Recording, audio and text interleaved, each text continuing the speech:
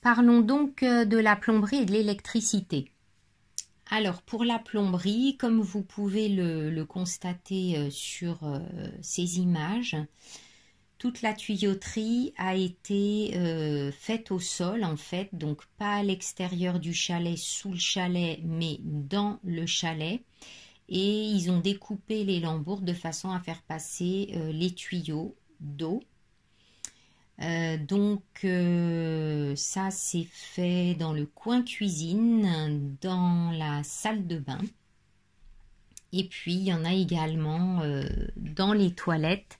J'ai décidé de positionner la majorité des fils nécessaires dans les toilettes sous le chauffe-eau. Donc je verrai comment je peux faire pour mettre un petit caisson. Mais c'est ce qui me semblait le plus approprié parce que dans l'entrée, en fait, ça prenait beaucoup trop de place et voilà, j'aimerais mettre une petite penderie. Donc en fait, toute la tuyauterie sera donc sous le plancher et avec l'isolant qui sera déposé donc entre toutes les lambourdes, comme vous pouvez voir sur les photos. Au niveau des évacuations, donc, il y en a différentes, hein, dans la cuisine, dans la salle de bain. Et les évacuations donc, sont faites juste avec un trou dans l'OSB, donc le plancher que vous voyez sur les photos.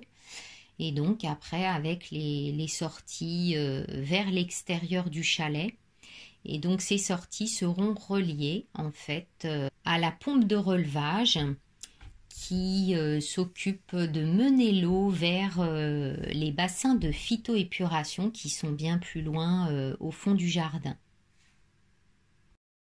Pour tout ce qui est budget, en fait, je ferai un résumé. Pour l'électricité, alors c'était vraiment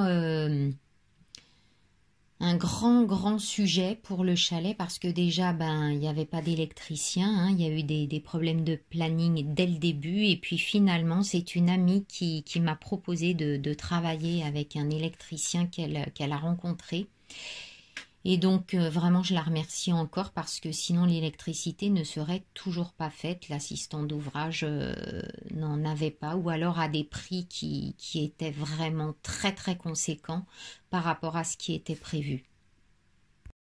Pour l'électricité, il y a plusieurs précisions à apporter. Nous avons donc les doubles parois du chalet tout autour du chalet dans lesquelles il est possible de faire passer des câbles. Cela étant, à l'intérieur, toutes les parois sont simples. Elles font 44 mm de large, mais elles ne peuvent pas accueillir par exemple le trou d'un interrupteur ou d'une prise électrique.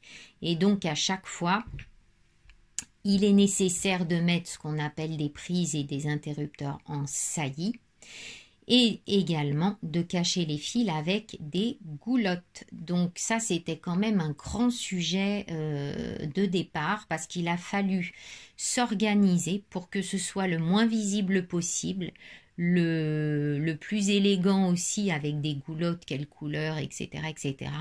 Sachant que les goulottes de couleur coûtent extrêmement cher, beaucoup plus cher que des blanches toutes simples. Les goulottes, hein, ce sont les caches en PVC. Malheureusement, en PVC, oui.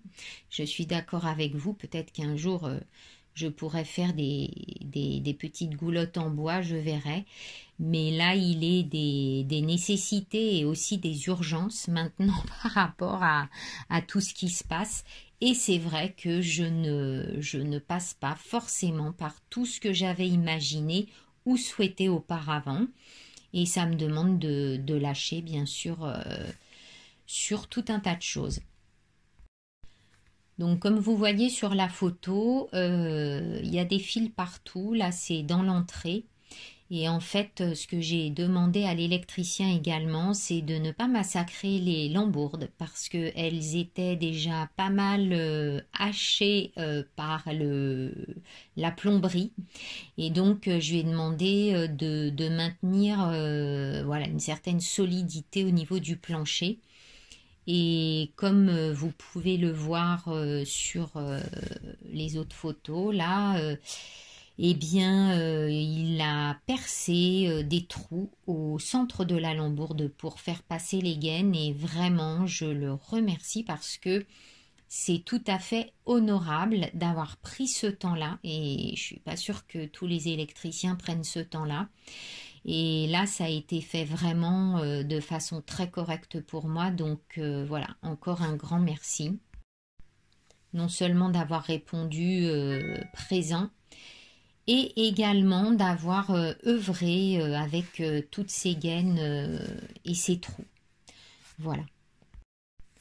Alors évidemment, moi je découvre tout le système électrique puisque c'est moi qui suis le chantier maintenant, puisque voilà, il n'y a personne d'autre pour l'instant et je pense que de toute façon, il n'y aura plus trop personne, donc je vais m'en occuper. Et donc c'était intéressant de voir comment voilà, ça s'élabore. Et il était important d'effectuer l'électricité parce que comme les gaines passent également sous le plancher, eh bien nous ne pouvions pas continuer le plancher tant que l'électricité n'était pas faite. Donc c'est chose faite et ainsi le monteur, Régis et Christelle, vont pouvoir s'atteler à mettre l'isolant au niveau du plancher et le plancher par-dessus, le plancher en pin que je vais laisser au naturel à l'étage et qui est déjà posé. Et là par contre au rez-de-chaussée je vais recouvrir d'un stratifié parce qu'il va y avoir beaucoup de passages et le pin est très tendre.